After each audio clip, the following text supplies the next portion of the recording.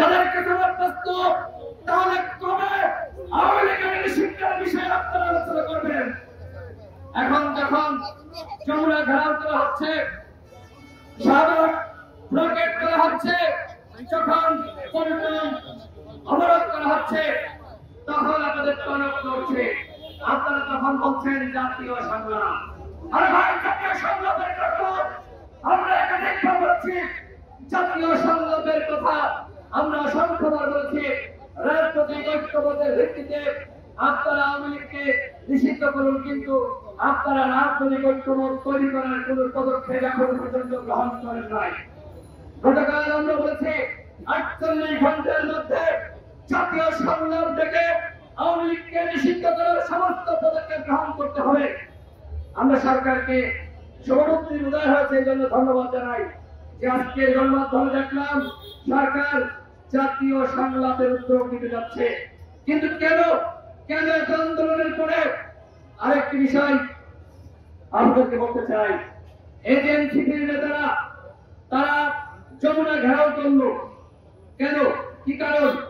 আমরা জানি বিএনপির পক্ষ থেকে নিষেধাজ্ঞা দেওয়া হয়েছিল, 144 ধারা জারি করা হয়েছিল।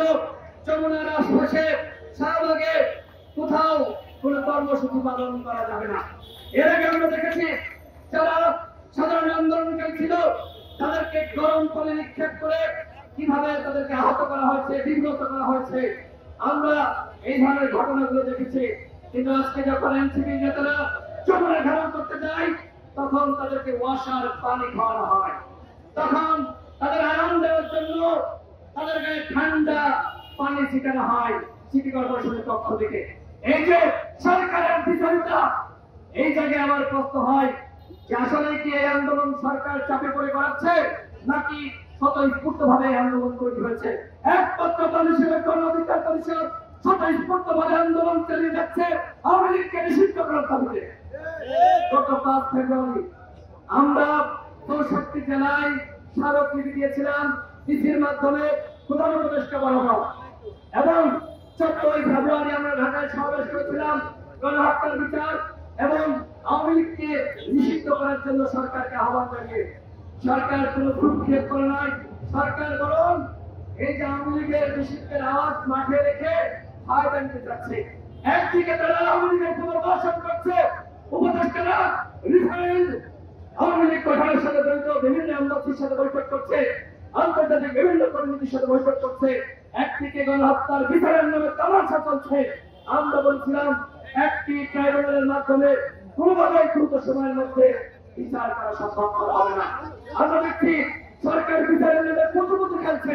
আমরা গণহত্যার বিচার চাই, আওয়ামী লীগকে কোন ছাড় দিতে হবে না। আওয়ামী লীগকে আমরা কোন ছাড় দিতে পারি না। বন্ধুগণ, এখন নির্বাচনের প্রসঙ্গ এসছে, আওয়ামী লীগ নির্বাচনে অংশ নিবে কি নিবে না? একটি গণহত্যাকারী লাফের দল খুলে দল কোনোভাবে কি গণহত্যা করে নির্বাচনে অংশ নিতে পারবে না, কোনোভাবে তারা নির্বাচনে অংশ নিতে পারবে না। প্রধান উপদেষ্টা হোক আর যে উপদেষ্টা হোক, যদি কেউ বলে আওয়ামী লীগকে তারা নির্বাচনে নেবে, তাদেরকে জনগণরা জবাব দিবে। রক্তের উপর দাঁড়িয়ে আপনারা সরকারে বসেছেন, আরামে এসে জীবন কাটাচ্ছেন, সরকারি প্রোটোকল গ্রহণ করছেন, আর জনগণের সাথে তামাশা করছেন। এই তামাশা কিন্তু জনগণ চুকিয়ে দেবে। বন্ধুগণ, আমার সর্বশেষ কথা, জাতীয় সংগ্রাম আহ্বান করে জাতীয় ঐক্যমতের ভিত্তিতে আওয়ামী লীগকে নিষিদ্ধ করতে হবে এবং আওয়ামী লীগ আগামী নির্বাচন কেন বাংলাদেশে আর কোন নির্বাচনে অংশ নিতে পারবে না, সেটি হবে আমাদের নতুন রাজনৈতিক ঐক্যবদ্ধ। আপনাদের সকলকে ধন্যবাদ।